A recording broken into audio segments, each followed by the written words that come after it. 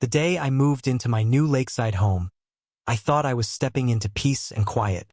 But instead of a warm welcome, the HOA came storming in, demanding ownership of the very lake that drew me here. They thought they held all the power, but what they didn't realize was that I controlled the docks their community depended on. The sun was barely up when the rumble of engines shattered the quiet morning at my new home. I had barely begun unpacking the first boxes when I noticed a line of cars pulling up along the edge of my driveway, all painted in various shades of beige and gray, like they were part of some unspoken uniform. I stepped outside, still adjusting to the fresh air that carried the faint scent of the nearby lake, and saw a group of people marching up the path toward my front door.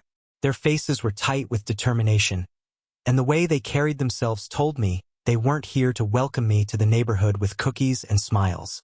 At the head of the group was a woman clutching a clipboard like it was a weapon. Her lips pursed so tightly you'd think she hadn't smiled in a decade.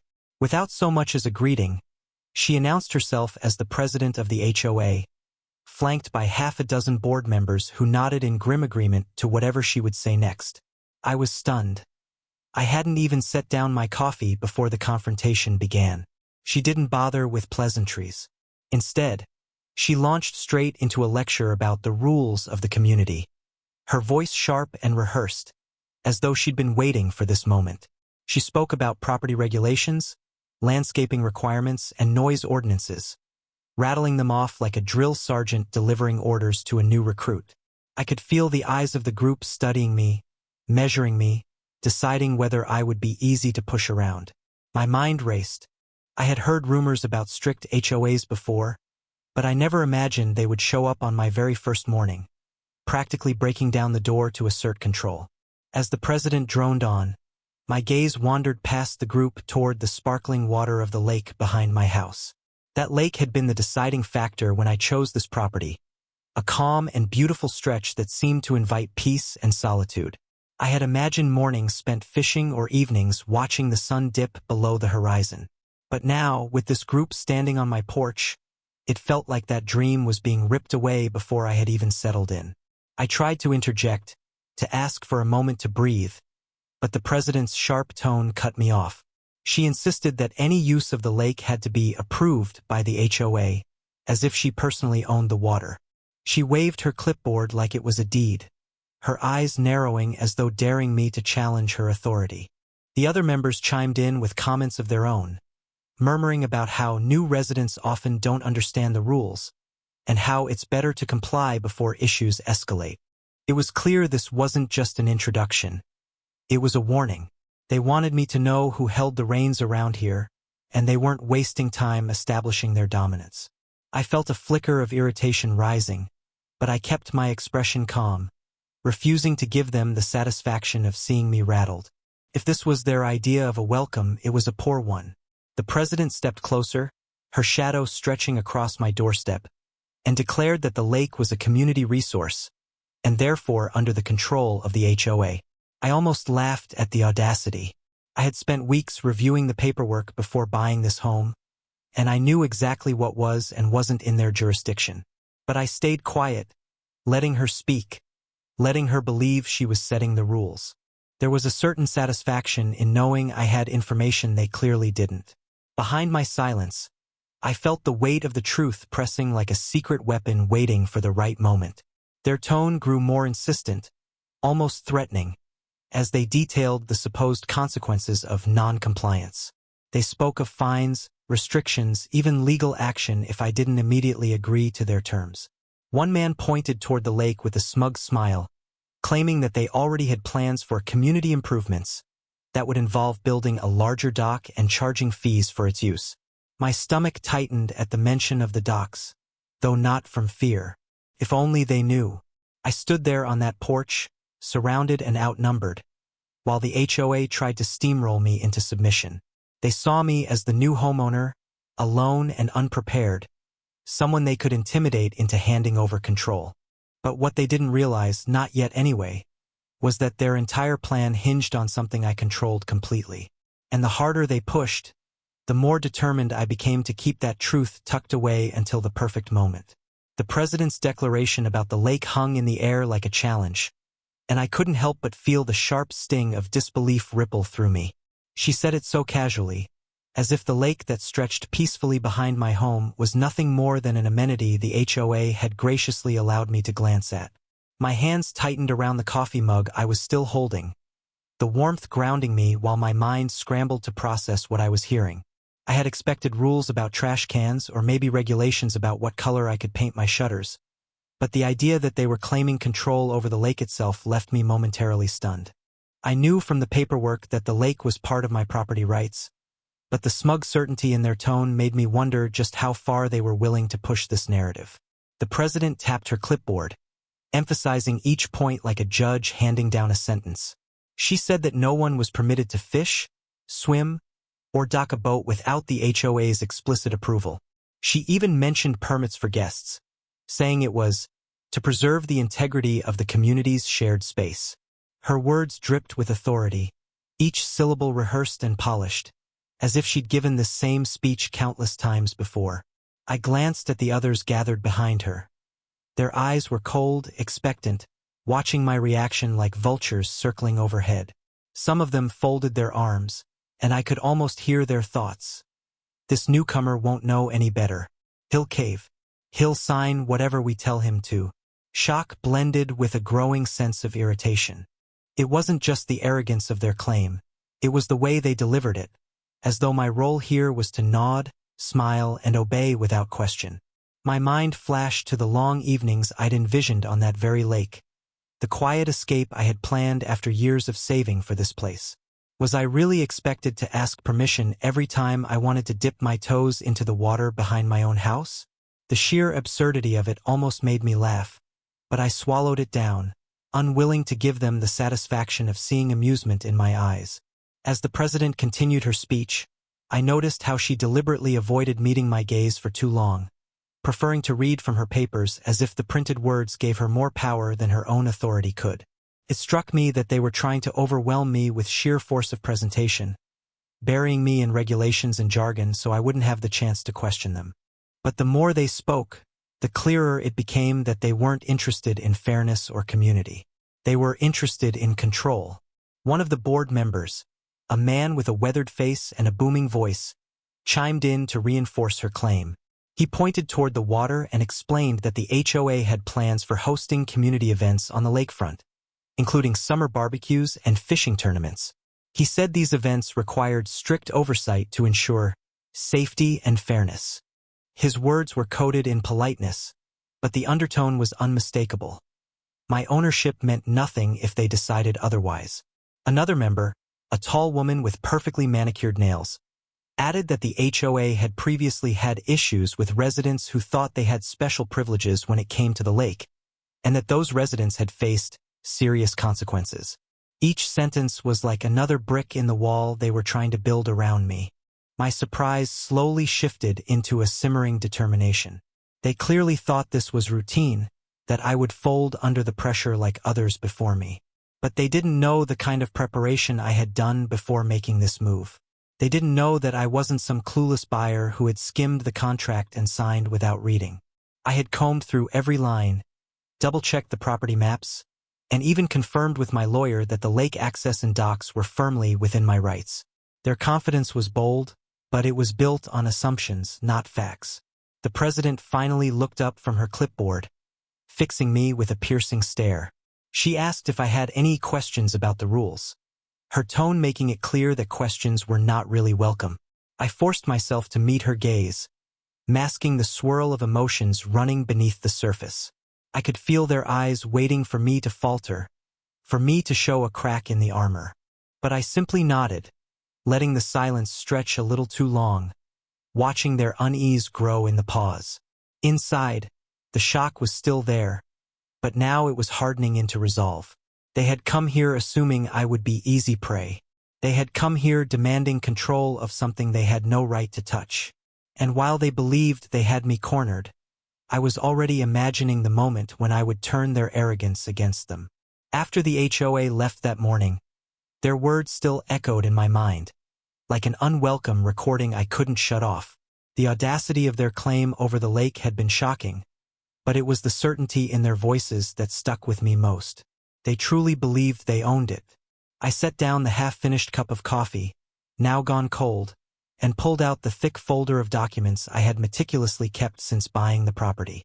Spreading the pages out across the kitchen table, I traced my fingers over the highlighted sections I had studied dozens of times before. The deed, the survey maps, the legal descriptions, every single piece confirmed what I already knew. The lake wasn't theirs. The lake wasn't even in their jurisdiction. It was mine, and with it came the rights to the docks they depended on more than they probably cared to admit. The more I read, the more I realized how bold their attempt really was. They weren't just bending the truth. They were trying to rewrite it entirely, hoping I wouldn't notice. The property line, clearly marked on the survey, extended into the water, carving out the exact area that the HOA had just tried to claim as a community resource. They hadn't counted on someone like me taking the time to dig into the details. It dawned on me that this was probably their usual tactic. Overwhelm a new resident with bluster and intimidation, banking on fear and ignorance to get compliance. Maybe others before me had signed over rights they didn't have to, simply to avoid conflict. But I wasn't about to become another tally in their win column. I remembered the conversation with my lawyer before the purchase, his firm assurance that the HOA had no legal standing over the lake or the docks. He had been clear. The only authority they held was within the narrow boundaries of their designated common areas. Everything else, especially the lakefront, was beyond their reach. I had even asked him twice just to be sure, because the lake had been the main reason I chose this house in the first place. I wanted no surprises.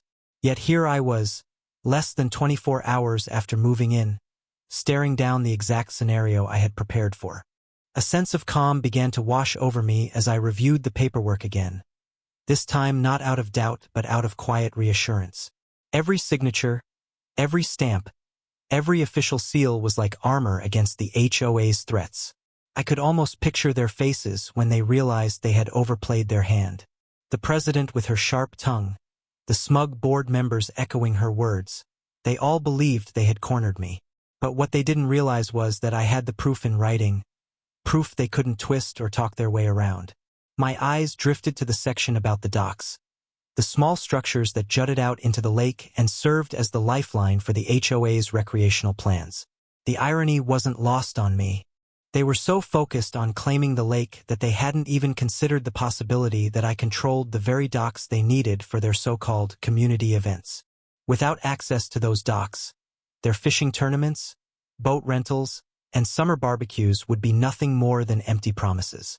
I leaned back in my chair, a slow smile tugging at the corners of my lips as the pieces of the puzzle came together.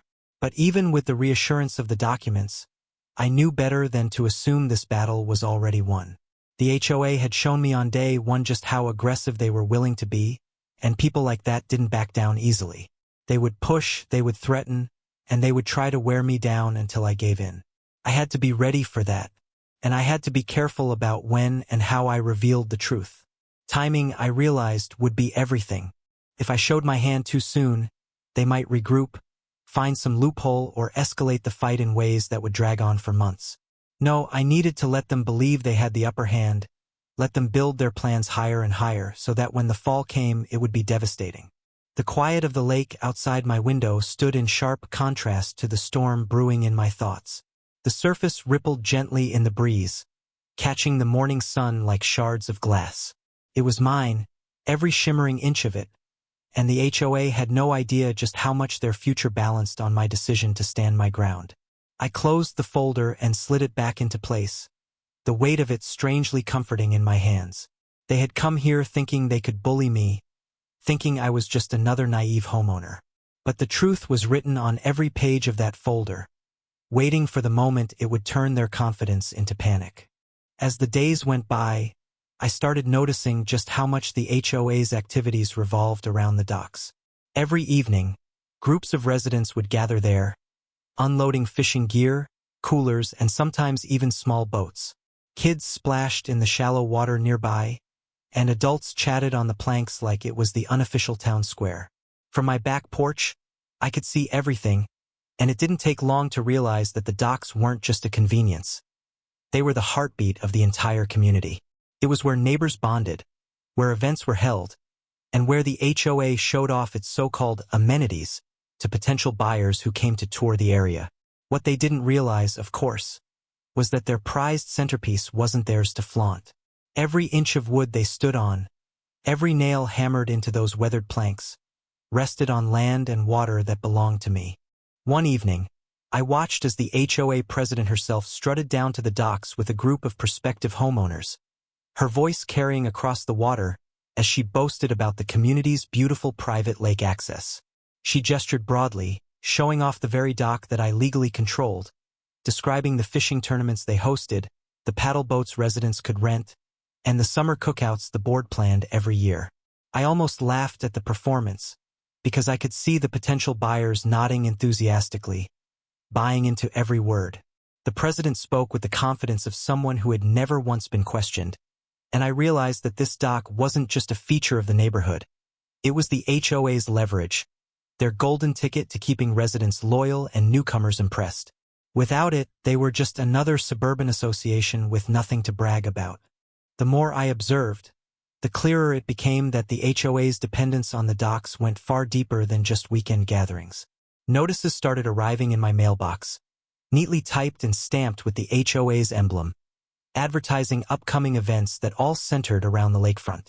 A family fishing day scheduled for the following month. A fundraising barbecue on the water to raise money for dock improvements. Even a summer kickoff celebration with fireworks that would be launched from the very spot I had control over.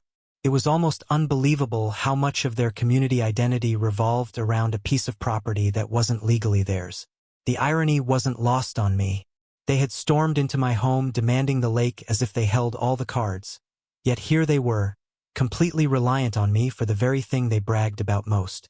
I started paying closer attention to the small details, noticing how often the HOA board members referenced our docks in conversation with residents, and how often residents casually mentioned paying their HOA fees because of the lake access. It was clear that the docks weren't just wood and nails. They were the glue holding the HOA's reputation together. One Saturday morning, I saw a group of board members inspecting the docks, clipboards in hand, pointing to spots where repairs were needed. They spoke in low voices, serious and urgent, as though discussing a fragile treasure. From where I stood, I could hear snippets of their conversation. Words like budget approval, maintenance fees, and liability floated across the water. The HOA was pouring money into keeping the docks in shape, all while pretending they had the right to do so. It was almost comical. They were investing in something they didn't own, all under the assumption that no one would dare to challenge them. That was when it hit me just how much leverage I had. This wasn't just about the lake anymore. This was about the very foundation of the HOA's authority. If I chose to, I could shut down their entire operation with a single phone call, revoke access, and force them to explain to every resident why their fishing tournaments and summer parties had suddenly vanished. I could already imagine the panic on the president's face, the ripple of outrage spreading through the community as neighbors demanded answers. The docks weren't just part of the neighborhood. They were the HOA's crown jewel, and the crown jewel was sitting firmly in my grasp. The realization was both empowering and sobering. I knew that at some point, the HOA would push harder, testing just how much I was willing to resist. When that day came, the knowledge that they depended on my docks would be my strongest weapon. I didn't need to shout or argue to make my point. All I had to do was let them build their plans higher and higher on a foundation they didn't own, until the moment I decided to pull it out from under them. I knew that if I wanted to keep control of the situation, I couldn't just sit back and wait for the HOA to make their next move. They were too aggressive, too confident in their belief that they already owned me and my property. If I let them set the pace, they'd steamroll right over me before I had the chance to properly react. So, I began planning carefully and quietly, turning over different strategies in my mind while watching them go about their business as if the docks and lake were theirs to command. The key, I realized, was patience. I couldn't just confront them outright because that would give them time to rally their lawyers, stir up the residents, and spin the story in their favor. Instead, I had to let them walk right into the trap of their own arrogance. The first step in my plan was gathering every piece of documentation I might need. I organized the deed, the surveys, and every letter of confirmation from my lawyer into a neat binder that I kept close at hand. I wanted the proof ready the moment I needed to unveil it, like a sword waiting in its sheath. At the same time, I made copies of everything, storing them in a secure spot so the HOA couldn't claim the originals had been misplaced or inaccurate. I had seen stories about HOAs trying to bury homeowners in paperwork or drown them in red tape, and I wasn't about to give them that opening. The second step was observation. I made it a point to watch how the HOA conducted their events and interactions, quietly taking mental notes on just how much they relied on the docs. I listened for the words they used when speaking with residents, noting how often they promised improvements or special privileges tied to the lake. I even struck up casual conversations with a few neighbors, asking what they liked best about the community. Almost every single one of them mentioned the lake and the docks, describing how the HOA was so generous to maintain them and how the amenities made the steep HOA fees worth paying. With each comment, my leverage grew clearer. The HOA wasn't just dependent on the docks. They were using them as their main selling point. The third step was to keep my head down, playing the role of the polite but quiet new neighbor. I didn't want to tip my hand too early by showing resistance. So, whenever the HOA sent one of their neatly typed letters demanding compliance or listing rules about lake usage, I acknowledged them with a simple nod or vague smile, never confirming agreement but never outright refusing either. It was important to let them think I was bending, even as I was quietly tightening the noose. Their confidence was my camouflage. As the days passed, I started envisioning exactly how the confrontation would go when the time was right.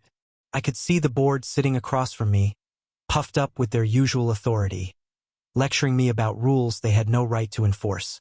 And then, with the binder in my hands, I'd lay out the truth in black and white, stripping away every ounce of their false control in an instant. The shock on their faces would be priceless, but more importantly, it would give me the upper hand moving forward. No more empty threats, no more smug lectures, just the cold, hard reality that they couldn't touch the lake or the docks without my permission. In the meantime, I stayed busy reinforcing my position. I reached out quietly to a few contacts who specialized in property law, just to confirm that if the HOA tried to escalate, I'd be ready for them. Every conversation I had only strengthened my confidence. Legally, I was on solid ground. The HOA could posture all they wanted, but when push came to shove, their entire argument would collapse under the weight of my paperwork. Knowing this gave me a calm kind of strength, a patience that allowed me to keep playing along while I waited for the perfect moment. And I knew that moment would come soon. The HOA was already planning their big summer kickoff on the docks, and they had been advertising it heavily. Flyers went up around the neighborhood, emails were sent out with colorful images of barbecues and boats, and even the HOA president had been making rounds, personally inviting residents to attend.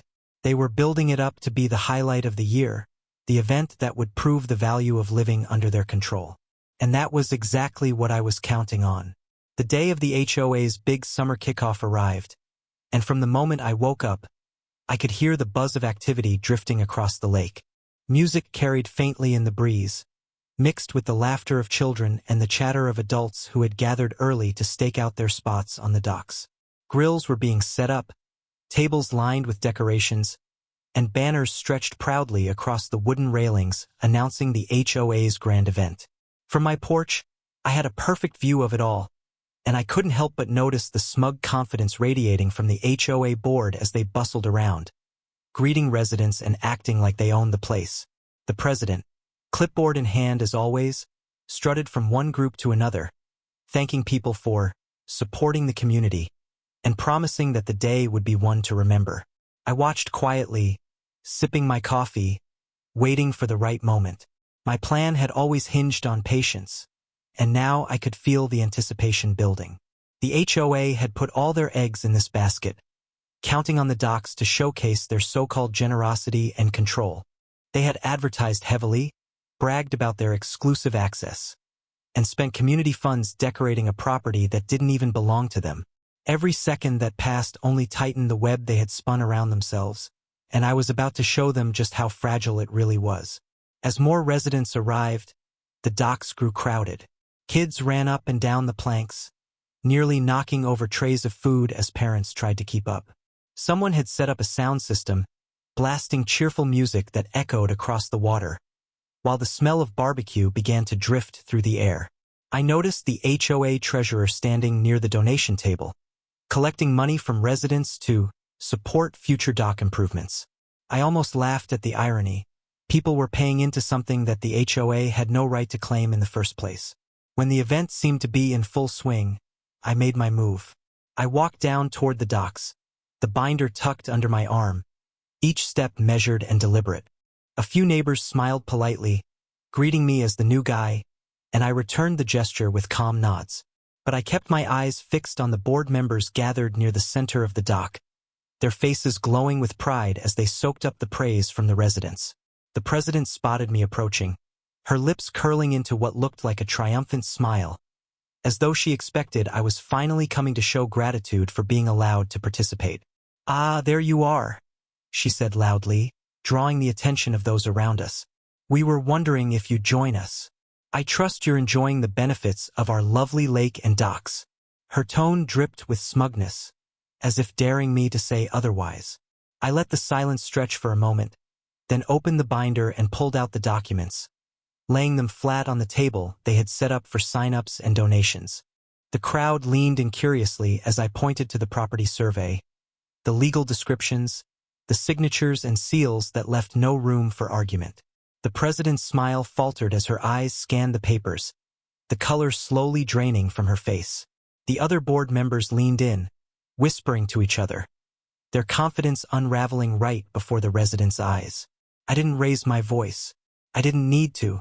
Calmly, I explained that the docks were on my property, that the HOA had no legal authority over the lake, and that their so-called community amenities had been built on something they did not own. Gasps rippled through the crowd as the realization sank in, and I could see neighbors exchanging uneasy glances. The treasurer froze behind the donation table, his hands hovering awkwardly over the cash box, as if unsure whether to shove it aside or pretend nothing was happening. The president tried to recover, stumbling over her words as she insisted that there must be some mistake, but the binder in front of her told a different story. I simply raised an eyebrow and waited, watching her scramble for an explanation she didn't have. The residents were already murmuring, their faith in the HOA's authority crumbling with every passing second. The board had built their reputation on control and confidence, and in one moment both had been shattered. The turning point wasn't loud or dramatic. It was the silence that followed, the heavy pause as everyone realized the truth. The HOA had overstepped, lied, and built their entire identity on a foundation that was never theirs. I stood calmly in the middle of it all, binder still open, while the weight of the revelation settled over the docks like a storm cloud ready to break. 12.